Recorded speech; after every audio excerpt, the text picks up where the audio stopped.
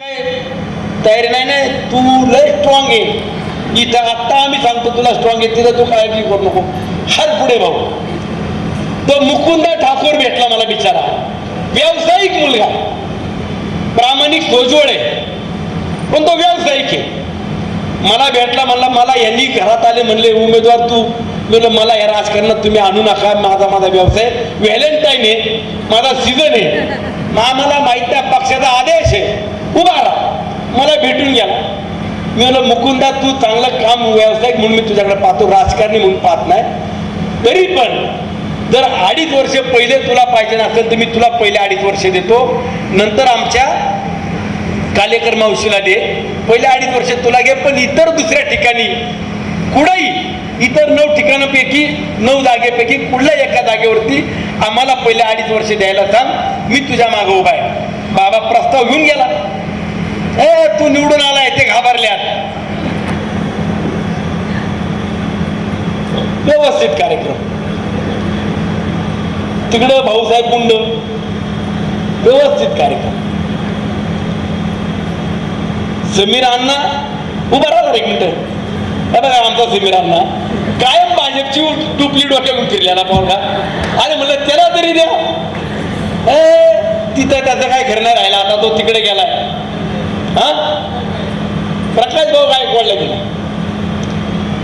मला हे का सांगायची वेळ आली, जे पत्रकारांनी विश्लेषण सुरू केलं ना की ही निवडणूक किती कर्जबाजारी उमेदवार झाले, कोण कोण खड्ड्यात गेले, हे चित्र मला मागच्या 2 महिन्यापूर्वी दिसत होतं. म्हणून मी हातापाया पडून सांगत होतो की आपण बिनविरोधच्या प्रस्तावाला या. पंचायत समितीत सुद्धा मला दिसत होतं, तरी मी सांगितलं तुम्हाला 3 जागा देतो, शेवटी 4 जागा देतो म्हणालो पंचायत समितीला, आणि झेडपीला 1 जागा देतो. थांबवाय, पण थांबवायची तयारी नव्हती, थांबवण्याची मानसिकता नव्हती, कारण त्यांच्या खिशातलं काय जातच नव्हतं. जे डुबत होते, तो संघर्ष करत होते, हा वचपा फक्त बाळा बेगडेला काढायचा होता, आणि तो वचपा काढायचं काम बाळासाहेब भेगडे माजी मंत्री आणि गणेशराव बेगडे या दोघांनी बराबर काढला.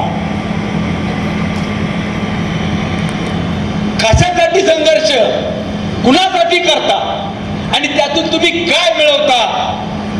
जे पत्रकार बांधवांनी विश्लेषण करून सांगितलं ना, किती कोटी गेले, कुणाचे किती कोटी गेले, हे आता तुम्ही त्यांनाही विचारा, मी पण तुम्हाला सांगतो.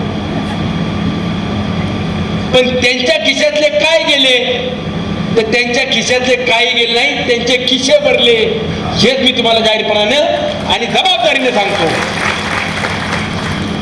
अहो सर्वे सांगतात, प्रत्येक पक्ष ज्या वेळेला उमेदवारी देत असतो त्यावेळेला सर्वे देखील केले जातात, आणि त्या सर्वेतनं मी सांगत होतो की पंचायत समितीला आमच्या 10च्या पैकी कमीत कमी 9 येतील, एखादी गेली तर जाईल, तर ती पण जाणार नाही, आणि 5च्या 5 जिल्हा परिषदेच्या येतील.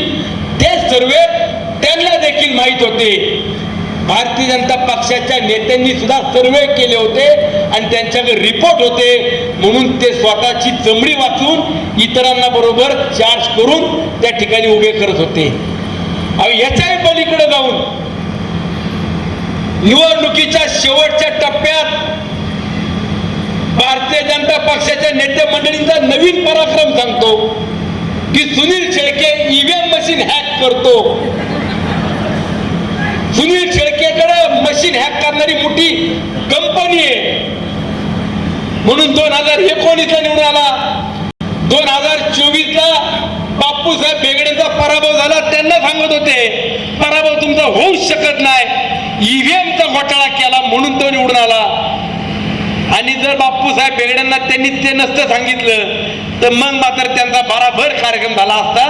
म्हणून तेही आपले सांगत होते तुमचा पराभव तालुक्याने नाही केला तर ईव्हीएमने केला. जसं त्यांनाही कळलं की ईव्हीएमचा घोटाळा नाही, यांनी घोटाळा केला, तेव्हापासून त्यांनी सांगितलं तुम्ही तुमचं राजकारण करा.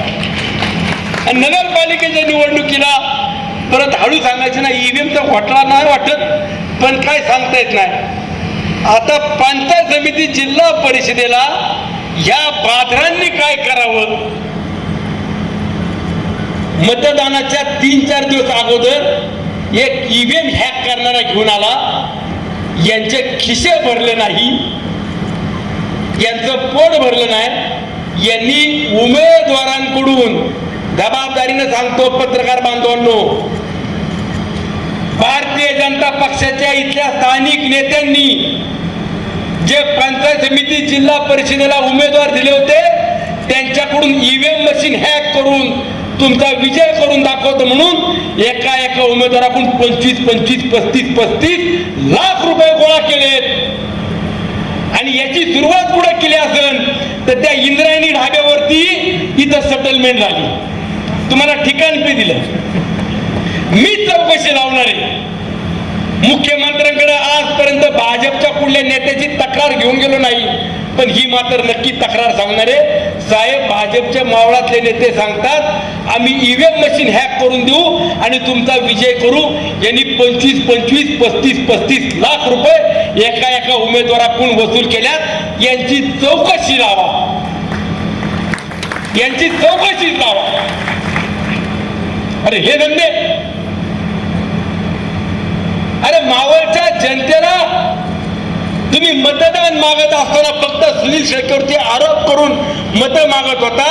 आणि सुनील शेळकेनं आदरणीय दादांच्या नेतृत्वात मागच्या 6 वर्षामध्ये किती विकास कामांना निधी आणला त्याची सर्वसामान्य जनता साक्षीदार होती. म्हणून आमच्या मागे खंबीरपणाने उभी आहे. आणि उद्याच्या काळात सुद्धा माझ्या सर्व वडीलधाऱ्यांना, आया बहिणींना सांगतो, आपण सगळे एक संघ राहा, एका विचारानं राहा. मला जाणीवपूर्वकपणे त्रास देऊ नका. मी ज्याच्या मागे उभा राहतो त्याच्या मागे खंबीरपणानं राहतो. हे आता तुम्ही सुद्धा तुमच्या वक्तव्यातून बोलून दाखवलं. ते तर माझं कामच आहे, ती माझी जबाबदारी आहे. पण सुनील शेळकेचं आम्ही काम करतो, आम्ही नातेवाईक म्हणून त्याचं काम केलं असं मला वाटत होतं. माझ्या सोबत राहणारे मंडळी ज्यांनी उद्योगधंदे केले, पैसे कमवले, ते माझे सहकारी म्हणून माझ्या सोबत राहिले. अशानं जर वाटत असेल, माझ्या नात्यातले पण आणि माझ्या बरोबर राहून धंदा पाणी करून पैसे कमवणाऱ्यांना पण सांगतो, जर कुणाला असं वाटत असेल की हा सुनील शेळके आमच्यामुळे आमदार आहे, हा सुनील शेळके आमच्यामुळे आमदार आहे, असं जर कुणाला वाटत असेल तर 2029चा सुनील शेळकेच्या विरोधात जा, याचा विरोधात जा. रक्ताचं पाणी करतोय, कुणाची बेमानी करत नाही, कुणाची जमीन लुबाडली नाही, कुणाला फसवलेलं नाही. आणि म्हणून ही मावळची सर्वसामान्य जनता या पट्ट्याच्या मागे उभी आहे. तुम्ही फक्त व्यवस्थित राहा, तुम्हाला कुठंच आम्ही कमी पडणार नाही. आता तर एकच इंजिन होतं, 4 वर्ष एकटंच पडत होतो. आता पंचायत समिती 10, जिल्हा परिषद 5, लोणावळ्याचे 22 नगरसेवक, 21 नगरसेवक, वडगावचे 10, तळेगावचे 20, 8 आणि 2 कॉप मधले 20, देऊचे 17 आणि 2 19, म्हणजे जवळजवळ 90-91 जणांची आपली फौज आता तयार झाली.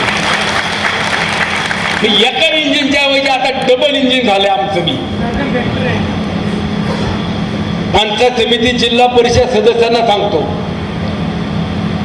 पद 5 वर्षाकरता आहे.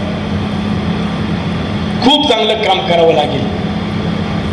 प्रत्येकाच्या सुखादुःखात उभे राहा. भले एखाद्या कार्यक्रमाला नाही गेला, राग आला तरी चालेल, शक्यतो नकाच जाऊ.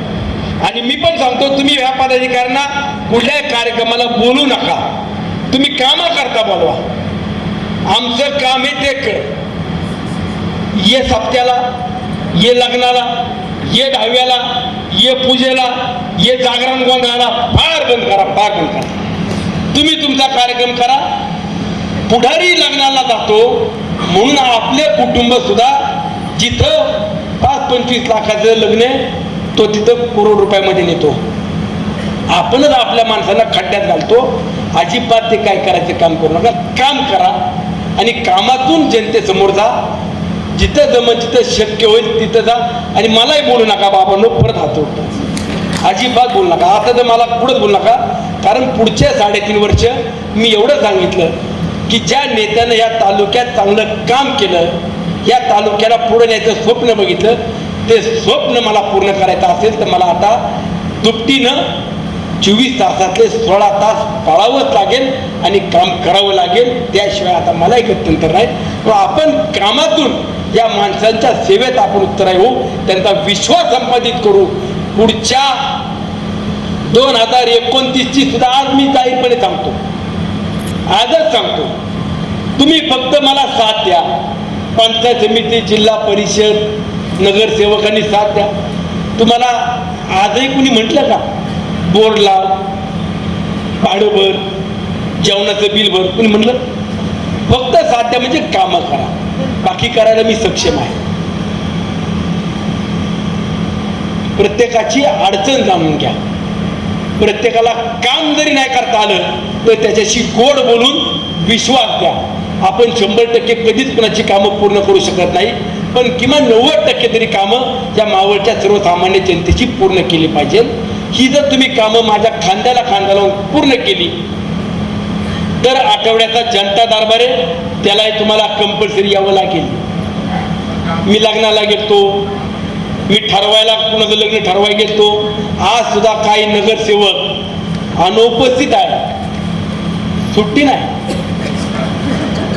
हा काय माझ्या घरचा सोहळा नव्हता, हा पक्षाचा सोहळा, हा परिवाराचा कार्यक्रम आहे.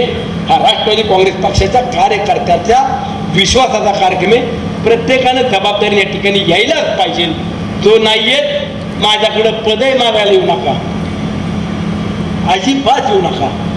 जिल्हा परिषद, पंचायत समितीच्या निवडणुकीत ज्या ज्या गावांनी आघाडी दिली, ज्या गावात खऱ्या अर्थानं पंचायत समिती, जिल्हा परिषदेच्या उमेदवाराचं काम झालं, त्यांनी ताकदीनं केलं, त्याच गावातला किंवा त्या भागातलाच व्यक्ती पंचायत समितीमध्ये कॉपमधून जाणार आणि जिल्हा परिषद त्याच पदी जाणार. अजिबात काय करायचं तुम्हाला करा. माझ्या जवळचा नको, माझ्या लांबचा बी नको. ज्यांनी काम केलं त्याला आम्ही पंचायत समितीच्या 2 जागा, दोन्हीच्या दोन्ही जागा आपल्या आहेत आणि जिल्हा परिषदे 5 आहेत. 5 मधली 1 जागा आपली तालुक्याची आहे. त्यामुळं आपला अधिकार आपल्या कार्यकर्त्यांना या निमित्तानं नक्कीच बळ देण्याचा आपण प्रयत्न करू. माझ्या सर्व कार्यकर्त्यांना, वडीलधाऱ्यांना, प्रमुख पदाधिकाऱ्यांना देखील सांगतो, चांगलं काम करा. 2029ला राष्ट्रवादी काँग्रेस पक्षाचा आमदार हा 1.5 लाख मताधिक्याने विजय केल्याशिवाय बघा. कुडमुड्या ज्योतिषी म्हणा, नाही तर अजून काय बी म्हणा, नाही तर ईव्हीएम हॅक केलं म्हणा, आताच हॅक केलं म्हणा, कशाला ताप ठेवता. 1.5 लाख मताचं लीडनी निवडून येणार, रेकॉर्ड मध्ये ठेवायचं. कमीत कमी आपण राष्ट्रवादी काँग्रेस पक्षाचा आमदार, बाकी मला माहिती.